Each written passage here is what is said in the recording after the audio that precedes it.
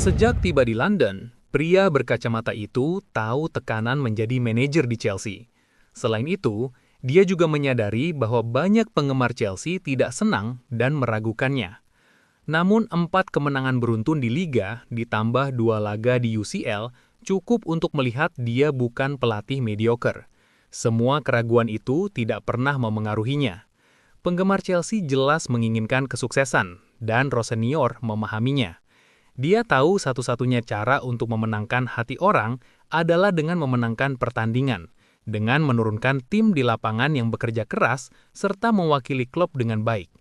Rosenior tidak memiliki reputasi seperti Thomas Tuchel atau bahkan Pochettino. Dia belum pernah melatih tim di Liga Premier sebelumnya. Perjalanannya jauh lebih tenang, dari Derby ke Hull City, lalu ke Strasbourg di Prancis. Namun terlepas dari jalur yang tidak konvensional ini, ia tidak kekurangan kepercayaan diri. The Blues adalah klub yang mengganti manajer lebih sering daripada hampir semua klub di Eropa, bahkan semenjak era Roman Abramovich. Rosenior adalah pelatih kepala kelima dalam waktu kurang dari 5 tahun. Thomas Tuchel hampir tidak bertahan 100 hari di bawah kepemilikan baru. Graham Potter baru saja melewati 200 hari. Mauricio Pochettino hanya memiliki 1 musim. Dan Maresca yang memenangkan 2 trofi juga tidak berhasil sampai musim keduanya usai. Jadi jelas, ini pekerjaan yang sulit di depan mata. Dia bukan tipe orang yang suka berteriak. Dia bukan tipe orang yang suka mengintimidasi. Dia adalah tipe orang yang merangkul para pemain. Dalam video ini, kita akan melihat lebih dekat gagasan dan ide Liam Rosenior. Kita harus melihat ke belakang saat ia melatih Strasbourg. Sepanjang musim 2024-2025, Strasbourg memainkan sepak bola yang sangat bagus. Mereka melakukan pressing tinggi, menguasai bola dengan baik, dan tampak tak kenal takut. Pada akhir musim, mereka finish di posisi ke-7 di Liga Prancis yang merupakan salah satu pencapaian klub dalam beberapa tahun terakhir. Posisi liga tersebut memberi mereka tempat di Liga Konferensi Eropa, sesuatu yang sudah lama tidak dilihat oleh penggemar Strasbourg. Karena kesuksesan itu, klub memberi Rosenior perpanjangan kontrak hingga tahun 2028. Pada saat itu, orang-orang di sekitar sepak bola Eropa mulai memperhatikan. Ini bukan lagi sekedar cerita yang bagus, ini adalah seorang pelatih muda yang memberikan hasil nyata. Itulah mengapa Chelsea tidak melihatnya sebagai perjudian. Mereka melihatnya sebagai langkah selanjutnya dalam rencana mereka. Karena pertama, dia sangat cocok dengan apa yang diinginkan pemilik Chelsea saat ini. Eghbali dan Boehly, mereka tidak mencari Mourinho atau Conte berikutnya. Mereka menginginkan pelatih yang muda, ambisius, dan mudah diajak bekerja sama. Mereka membutuhkan pelatih yang terbuka untuk menjadi bagian dari struktur klub yang lebih besar. Dan bagi Rosenior, dia memenuhi semua kriteria tersebut. Orang-orang di dalam klub sudah menyukainya. Mereka mengamati pekerjaannya dengan cermat, terutama di Strasbourg dulu. Dan karena kedua klub dimiliki oleh grup yang sama, ini adalah transisi yang cukup mulus. Kemudian yang kedua, seluruh proyek Chelsea dibangun di sekitar pemain muda termasuk manajernya. Di bawah kepemilikan baru ini, pengalaman dan trofi bukan lagi persyaratan utama, potensilah yang utama. Chelsea menginginkan pelatih yang dapat mereka kembangkan bersama, bukan seseorang yang datang dengan tuntutan dan ego yang tinggi. Dan sekali lagi, Rosenior sangat cocok dengan gagasan itu. Dia masih sangat awal dalam kariernya, dia masih belajar, tetapi dia sangat bersemangat untuk terus berkembang. Dan itulah yang diinginkan Chelsea. Hal itu juga membantu karena dia sangat baik dengan para pemain muda. Banyak laporan menunjukkan betapa bahagianya para pemain Strasbourg dan itu sangat penting bagi Chelsea, karena skuad mereka juga sangat mudah. Dan mengembangkan mereka sama pentingnya dengan taktik. Lalu ada sisi Liga Premier, Rosenior juga mengenal sepak bola Inggris. Dia pernah bermain di liga ini, memahami tekanan, memahami kecepatan, media, dan ekspektasi. Namun pada saat yang sama, kepindahannya ke Prancis menunjukkan bahwa ia dapat beradaptasi, bahwa ia dapat menangani budaya yang berbeda dan keluar dari zona nyamannya.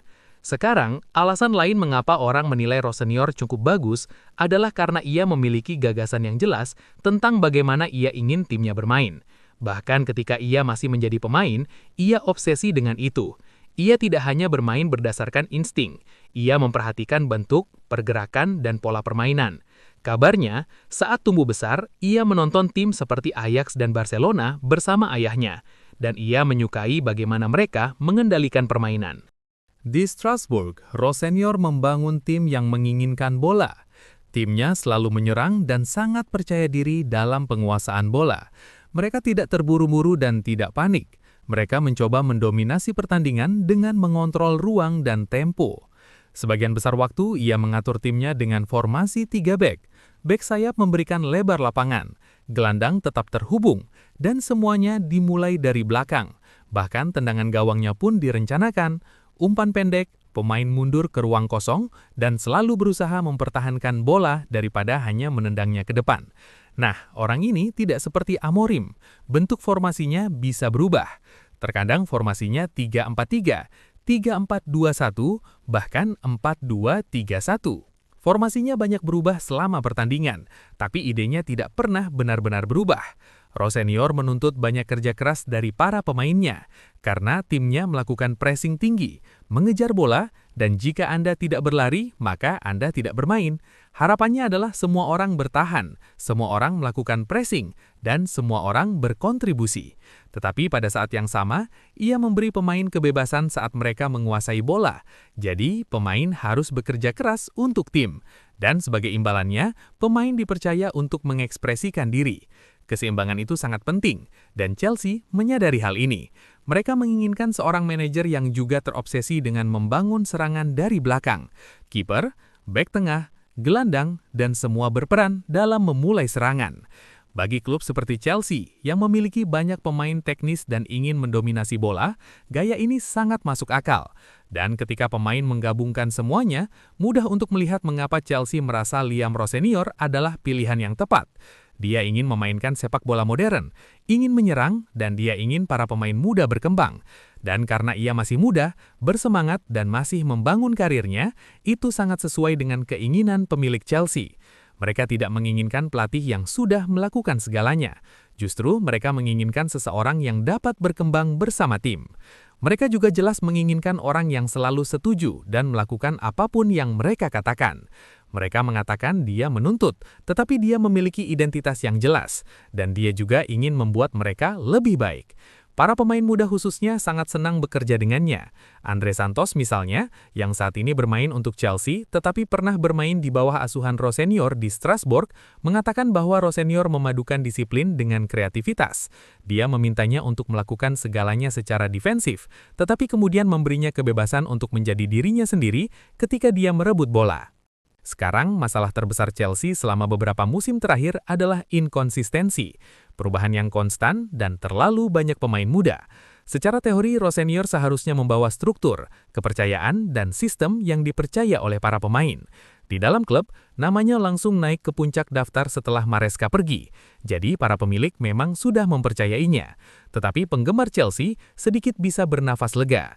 Terbaru, kemenangan melawan Wolves sudah cukup bukti. Kedepannya, ini bisa menjadi ujian sebenarnya. Posisi 4 besar di Liga sangat ketat, ditambah laga 16 besar di UCL yang sangat menguras tenaga. Rosenior sendiri tahu bahwa tidak ada jaminan dalam sepak bola, tapi setidaknya pemilik tahu apa yang mereka dapatkan dan jenis sepak bola yang ingin dimainkan. Hanya waktu yang akan membuktikan apakah ini keputusan yang tepat atau sia-sia. Itulah sekilas pemaparan tentang gagasan dan ide Liam Rosenior yang telah kita simak bersama. Jika kalian ingin memberi pendapat berbeda atau sekedar dukungan, silakan ketik di kolom komentar di bawah. Terima kasih sudah menonton hingga detik ini, dan tunggu ulasan menarik lainnya di video selanjutnya.